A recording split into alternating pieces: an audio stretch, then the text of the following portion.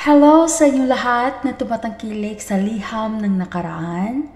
Bago ko basahin ang panibagong liham sa ating letter sender ngayong araw na ito, hayaan niyo po akong basahin ang napakagandang comments na nagmula sa latest episode, sa final episode ni Jewel.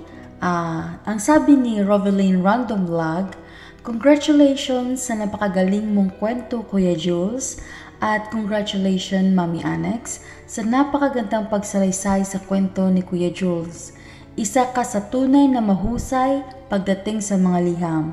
God bless, Mami Annex and Kuya Jules." Ang sabi naman ni Rose's Dance Therapy Self-Care, "So heartwarming story. Great job, sis guwapa."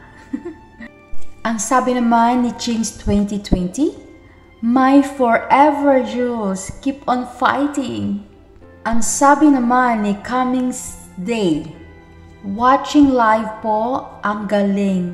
Happy ending story. Talaga ang liham.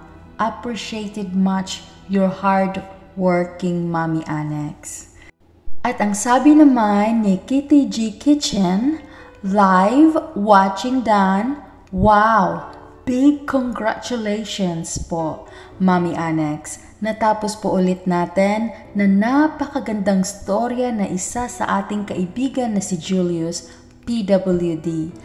Ang ganda po ng pagkagawa niyo, Mami Annex. Congratulations and thank you po ulit sa paglikha ng liham ng nakaraan." Ang sabi naman ni Lynn Joyce Mahumot, "Sobrang ganda ng story. Next please." Ang sabi naman ni Inang TV Official, "Wow! Ang galing!" Maraming salamat po sa inyong mga komento. Dahil sa inyong mga komento na nagbigay sa akin ng courage na i-pursue lalo at galingan lalo ang pagbabasa ng ating liham ng nakaraan. Maraming salamat po talaga. From the bottom of my heart, ina-appreciate ko po ang bawat komento na inyong iniiwan at the end of the story. Thank you so much po. God bless everyone. I love you all. Thank you very much.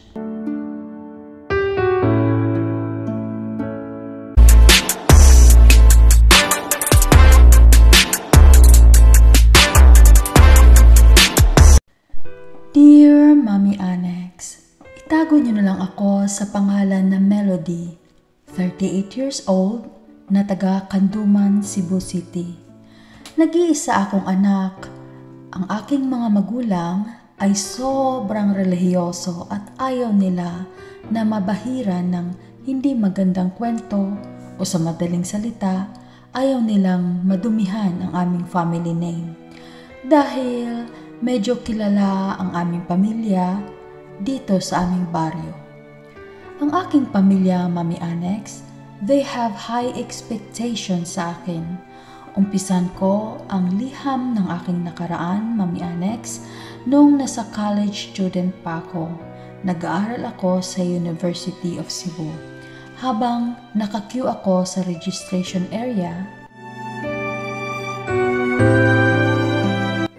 Hi! Ako nga pala si Sofia. Computer engineering ka din ba? Hi! Yes! Ako naman si Melody. Baka same tayo ng schedule. Patingin ng skid mo kung okay lang. Yes, sure. Here, take a look. Oh yes, that's right. We both the same schedule na napili. I think it takes time to finish our registration here. I think we have to eat something first. Oo nga no, medyo nagugutom na rin ako. Meron kantin dyan sa malapit, tala. Kain muna tayo, balikan na lang natin yung number natin. Yeah, tara, let's go. Baka may matay tayo dito sa gutom. Let's go, tara.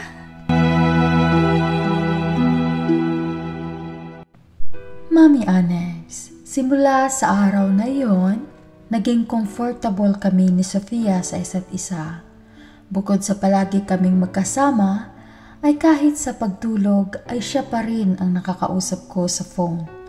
Minsan, naging kabiruan siya ng aking mga magulang. Kaya medyo comfortable na kami sa isa't isa at nandoon na yung tiwala at pagmamahal namin bilang magkaibigan. Lumipas ang 1 taon, bakasyon na sa school, Mami Annex. Napagdesisyonan namin na magbakasyon kami sa Cotabato kung saan nandoon ang pamilya ni Sofia at dumayo lang siya dito sa Cebu para mag-aral. At dahil sa close na si Sofia sa aming pamilya, agad naman na nagtiwala ang mga magulang ko para ako'y payagan na magbakasyon kasama si Sofia. Mami Annex, masayang-masaya ako dahil napakabait ng mga kamag-anak ni Sofia sa akin. Lahat sila binabati ako. Melody, Sofia, saan kayo pupunta? Lola, dyan lang. Ipapasyal ko lang si Melody. Napakaganda kasi ng batis dito sa may ilog sa atin. Kaya I'm sure magustuhan niya ng bestie ko. Ay, mag-ingat kayo. At huwag kayo magpagabi, dapat maliwanag pa. Andito na kayo sa bahay, ha? Opo, Lola. Huwag kayong mag-alala. Akong bahala kay bestie. Bye, Lola.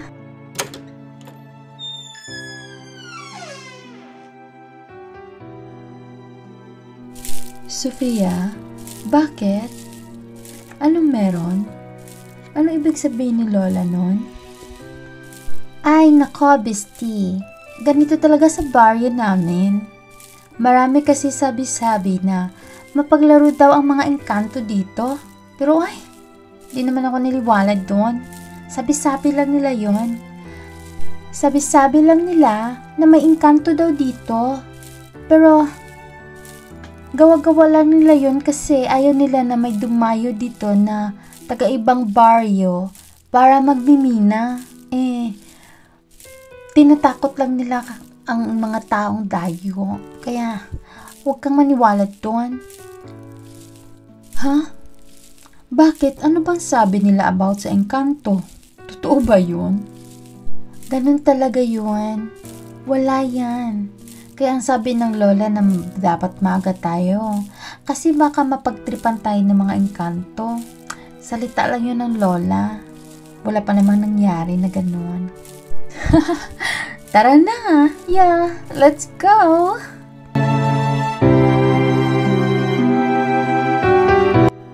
Mami Annex, medyo nasa liblib ng baryo ang lugar nila Sofia.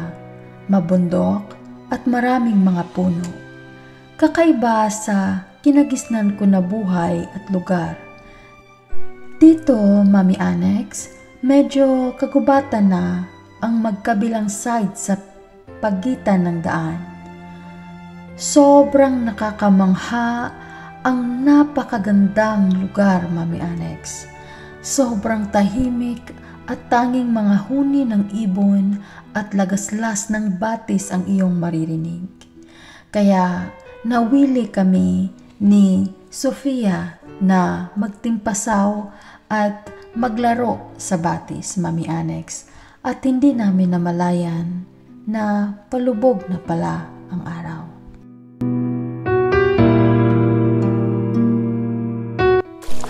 Bestie, hindi ako marunong lumangoy, pero ang lamig. Marunong kang lumangoy, bestie? Ako, bestie? Of course, magaling akong lumangoy. Kahit languyin ko, mula dito Cotabato hanggang Cebu, kaya ko yan.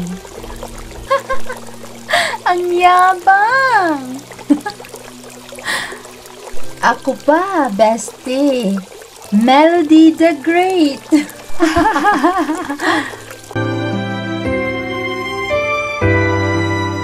Mami Annex, habang pauwi na kami ni Sofia, Medyo nag-aagaw na ang liwanag at dilim.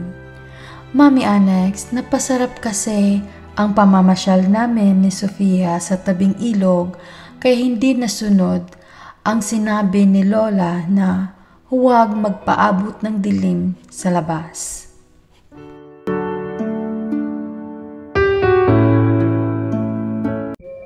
Bestie? May nakita ka ba? Ay nako, bestie ah. Huwag mo akong takutin ng ganyan kasi hindi ako takot. Okay? Manahimik ka. May babaeng nakatayo sa may balete. Kilala mo siya? Ha? Hoy, huwag naman ganun, Melody. Huwag mo akong takutin. Takot na ako. Sige na, takot na ako. Bakit? Ano bang itsura niya? Oh my God. Totoo nga yung sinabi ni Lola. Mahaba ang saya niya. At bakit sobrang ang puti niya? Sofia, ang itim na mga mata niya. Oh my God. Melody, hawakan mo ako. Hawakan mo ako. Natatakot na ako.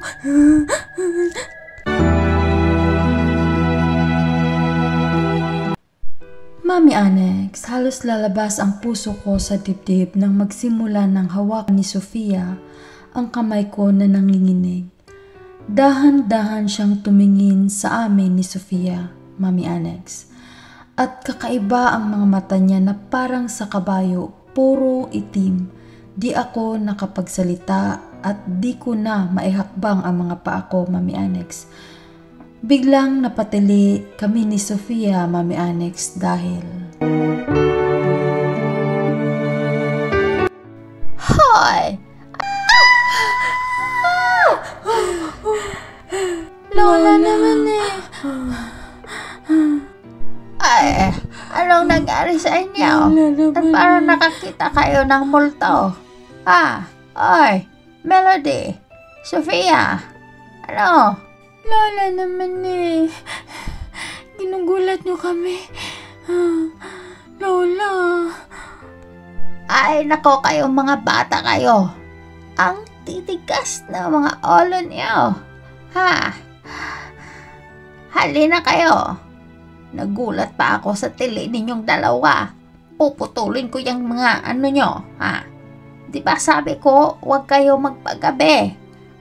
Titigas talaga ng ulo niyo. Nahala, tara na. Baka mamatay itong sulo na dala ko. Kayo talagang dalawa. Hindi nakikinig.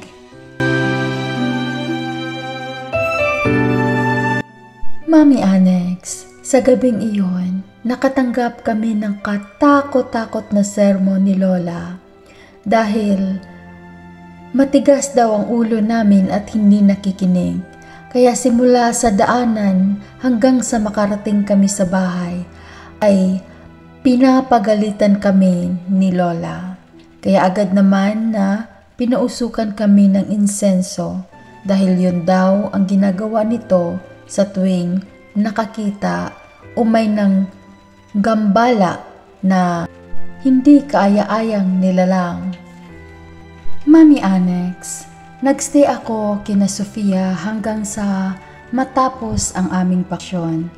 At hindi ko po makakalimutan, Mami Anex, ang bakasyon na iyon doon sa lugar ng aking bestie na si Sofia.